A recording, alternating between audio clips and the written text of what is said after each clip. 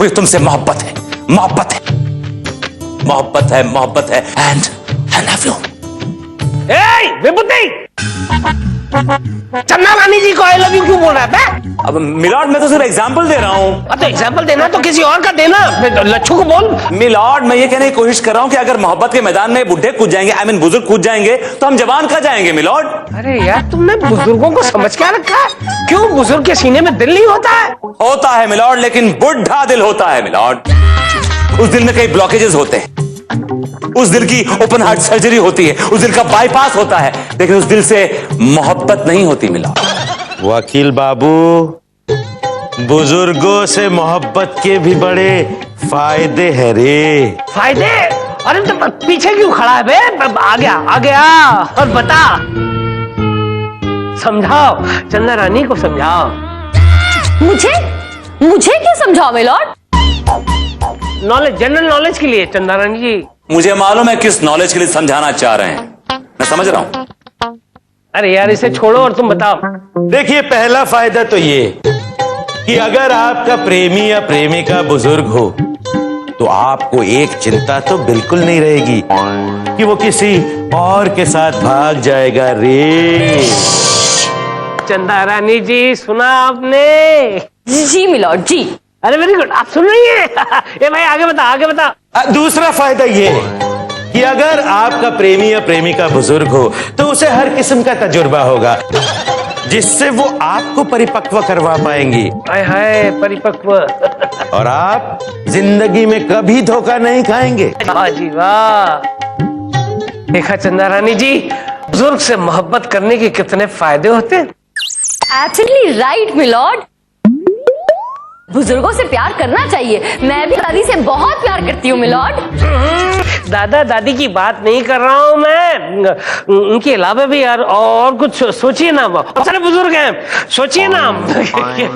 बिल्कुल बिल्कुल मिलॉर्ड, हमारी जो बिल्डिंग है ना लवन काका, मैं उनसे बहुत प्यार करती हूँ मिलॉर्ड। हाँ, हमारे घर में ना सालों से काम करती आ रही है सक्कू बाई, मैं उनसे भी बहुत प्यार करती हूँ। मेरे दादा दादी की तरह ही है ना वो भी milord. Good one. Sakku Bai के अलावा और भी कोई होगा? अरे जज साहब अपनी सेटिंग में लगे हुए हो, मेरा तो फैसला करो। और करता हूँ, तुम्हारा फैसला भी करता हूँ। तुम्हें तो सजा मिलेगी बिच्छू। क्या? हाँ, तमाम सबूतों और गवाहों को मद्देनजर रखते हुए ये अदालत इस नतीजे पर पहुंची है कि ये लच्छू उर्फ लकी ने अपनी दादी को परेशान किया है। लिहाजा ये अदालत तुम्हें 10 साल की सजा सुनाती है। 10 साल तक तुम ओल्ड एज होम में जाओगे और 100 बुजुर्गों की सेवा करोगे। अरे जज साहब प्लीज ऐसा मत करना, मैं तो मर जाऊंगा। तो वादा करता हूँ कि मैं अपनी दादी का बहुत ख्याल रखूंगा और कसम खाता हूँ कि ये केस भी वापस ले लूंगा। हाँ, आ गया ना ऊंट पहाड़ के नीचे। लेकिन अपना एक शर्त है बॉस। शर्त? कौन सी शर्त? ये मेरी दादी का अफेयर खत्म होना मांगता है। तो अफेयर चल ही कहाँ रहा है? ये तो मेरे बेटे जैसा है। क्या? अरे क्या कर रहे हो तुम लोग? ये लवली जो है इनकी बेटे जैसा है ना? हाँ लकी, हाँ तुम्हारी दादी तो हमारी अम्मा जैसी हैं। दरअसल मिलॉर्ड क्या है कि बचपन में हमारे अपने माँ बाप तो गुजर गए, तो हम एकदम छोटे सांड हो गए थे, एकदम लावारिस आवारा। वो तो इनकी वजह से हम थोड़ा पढ़ लिख गए, इसलिए इनको हमेशा हमने अपनी माँ की तरह ही देखा है। हाँ साहब, मैं सिर्फ अपने पोते को सबक सिखाना चाहती थी, इसलिए मैंने ये सब कुछ किया। वैसे हमारी सपनों की रानी तो ऊ बैठी है। ए पुष्पा आ जाओ।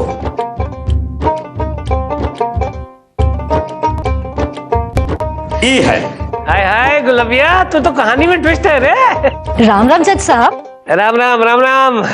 ये नाटक के बारे में तो हमका पहले से ही पता था। क्या बात करते हैं? दादी लच्छू, दादी मैंने आपको गलत समझा, मुझे माफ कर दो दादी। अरे नहीं बेटा, सुबह का भूला अगर शाम को घर आ जाए तो उसे भूला नहीं कहते, लच्छू कहते हैं। लकी? लकी। जाओ अपनी दादी की सेवा करो to hang till death. The case is अडजर्न्ड।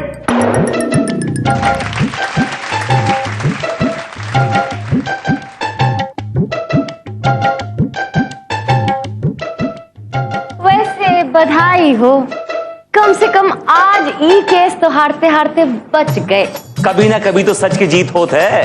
तो का मतलब है तोरा कि हम सच नहीं बोलते झूठ बोलते हैं?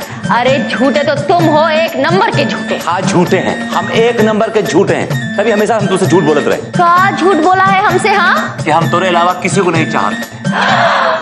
इसका मतलब हमरे अलावा कोई और भी है? है, हमरे पड़ोस में है, हमसे 30 साल बड़ी है, हमरा ओके साथ सॉलिड अफेयर चल रहा है।